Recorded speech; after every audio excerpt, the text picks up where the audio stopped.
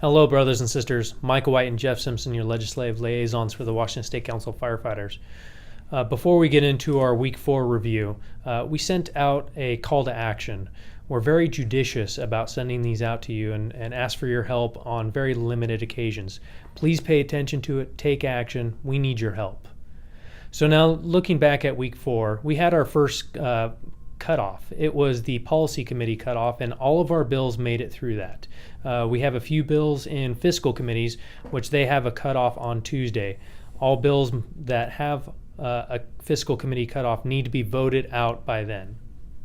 Yeah, and then after that, of course, the House of Origin cutoff, where if it's a House bill, it's got to be voted off the House floor by a certain date, and I don't know the date off the top of my head, and Senate, vice versa. And then the process begins again in the second half. But this week, we're just going to highlight two bills for you that we've been working on. One has to do with county-wide EMS levies, and there are several of these in the state. King County, of course, Thurston County, Yakima, Whatcom. Think of any more? King County, Thurston, Whatcom, Skagit. Skagit, I forgot Skagit. Okay, and so in state law, and we don't know why it's in there, but any city that has 50,000 or more people get to have a say on whether or not the ballot measure goes on the ballot in the county where there's a county-wide EMS levy.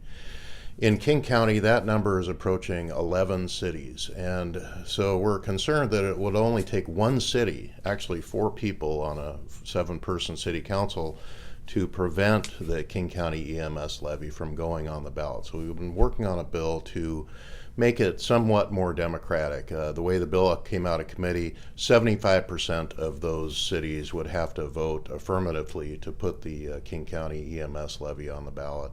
And we think that's better than all of them. The other thing that this bill will do is make sure that all EMS levies, after the initial imposition, which requires a 3/5 majority, only require a simple majority to pass. That's House Bill 2627. There's another bill I'd like to talk about today that has to do with the way military leave is calculated. That's House Bill 2851. And we've been informed that some of our sisters and brothers there in the Kitsap Peninsula work for employers with very conservative attorneys that say that because of this guidance they received from the state in 1999 that says a day means midnight to midnight, that our people who work from 8 in the morning till 8 the following morning have to be charged 2 days of military leave. So we've got a bill to fix that. That's House Bill 2851, and those are the two issue highlights this week. Both of those issues are driven from convention resolutions. So we're doing the work that you have asked us to do. It's been a long week down here. We worked Saturday. The legislative session runs 60 days this year, including Saturdays and Sundays. We don't always work on the weekends here testifying, but this week Michael had to testify on our presumptive bill. Again, please take a look at that action alert.